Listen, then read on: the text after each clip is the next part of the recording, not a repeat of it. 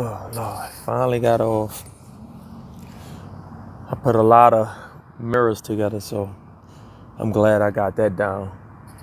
Been working my butt off, man, the past 3 days trying to bring these mirrors into existence, and I finally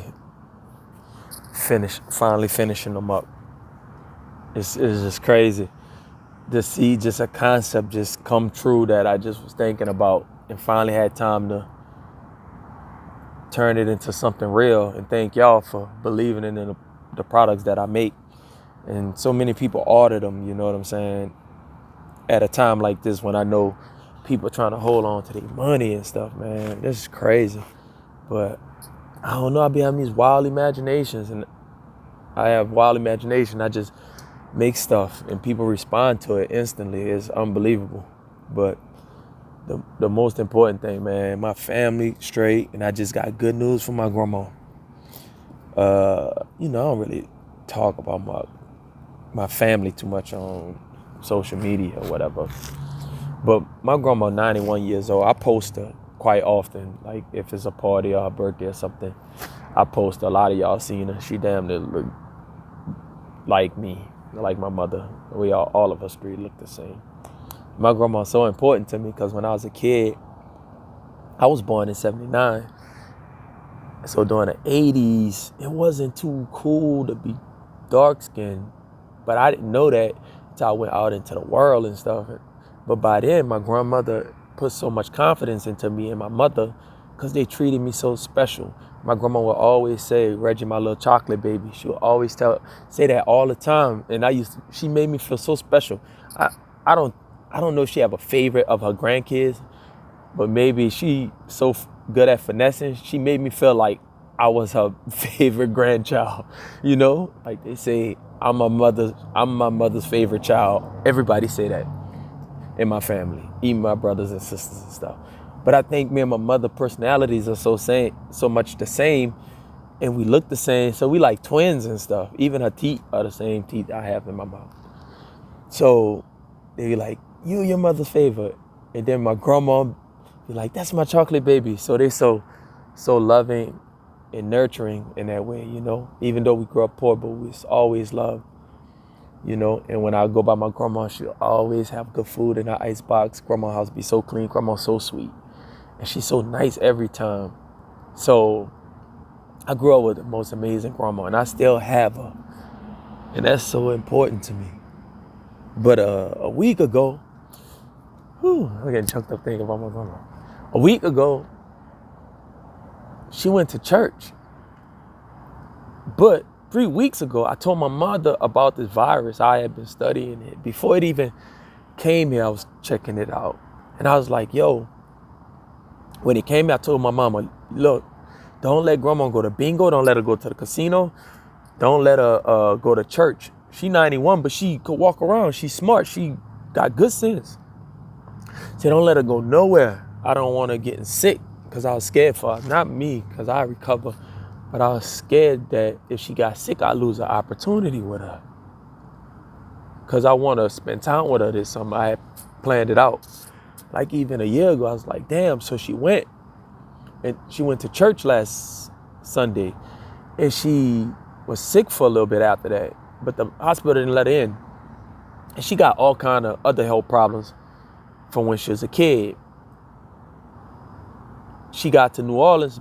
She was from Mississippi. She got to New Orleans because her esophagus got burned from poison. Somebody was trying to poison her mother in Mississippi from messing with their husband or something.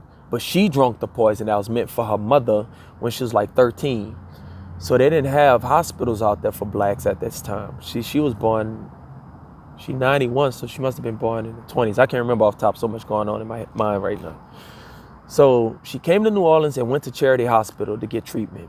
That's how my grandma got here. And she was staying with her auntie that lived in the French Quarters after she got released from the hospital. And the way she met my grandfather was the son of the nurse that was taking care of her at Charity Hospital. My great-great-grandmother, Carrie. All right. I grew up around her too. For some reason, the women in my family lived to 90 and 100 years old and stuff. So that's a long story too. So that's how she got to New Orleans, just by a freak accident, and no black hospitals back then or something. So she had to come to New Orleans, and she ended up staying in New Orleans for the rest of her life, where she met her husband through the woman that was her nurse. So she had all these pre-existing things. So she always got to constantly checking in with the hospital. She beat breast cancer, all this. All right. My grandma still in her bright mind, could walk and everything. I'm a post so y'all can see. So anyway, she went to church, got sick. I was so mad. I was like, yo, I can't believe y'all let her go to church. You know what I'm saying? What church is open, letting the old people come in it? Like, not being funny, bro. So it wasn't the coronavirus, thank God, because I was excuse my language, I was freaking out if this would have been a reason my grandma expired. You know what I'm saying? On some almost preventable type stuff. But she was well. So another thing, I visit everybody, because I had been on a self-quarantine. Even though y'all see me talking to people, I'm talking to people from a distance. Or if not, it's people who know I've been around a whole bunch of people in the French Quarters. I don't feel like I'm sick, but you never know. So I was quarantining myself from people home environments. So I didn't get a chance to visit my grandmother, because I'm like, I'm not going to be the reason my grandma gets sick. I might be asymptomatic and pass it to her, just on some precaution. My grandma 91 years old. So I'll wait 14 days before I go see her. And when I go see her, I see her from my front porch. So, all right. I'm like, all right. When I'm going to go see my grandma? Just thinking, like, is it time? And then, out of the blue, she just called me. So I'm listening to her talk. Her voice clear. She sounds so happy and so good and so well. And she just talk like a regular person. She don't talk like most old people that's in their 90s, all lethargic and stuff. So we talk, and then grandma just like, thank you for all that you do for me. And it like really felt good to know I could help my grandmother out like that, to the point where she just called me like, yo, I'm straight. And you part of the reason I'm straight. Like, whatever my grandma need, I'm there for her. Like, straight up, even though I'm not around, because I'm always working and stuff. But if she call me, need some money or whatever, if she need me to fix something, a doorbell, whatever, I'm coming over there and straighten it out. But man, it just felt so good to just hear a voice like, yo, I'm straight because of you. I'm like, I don't hold back tears or whatever, but whew, man, it felt good.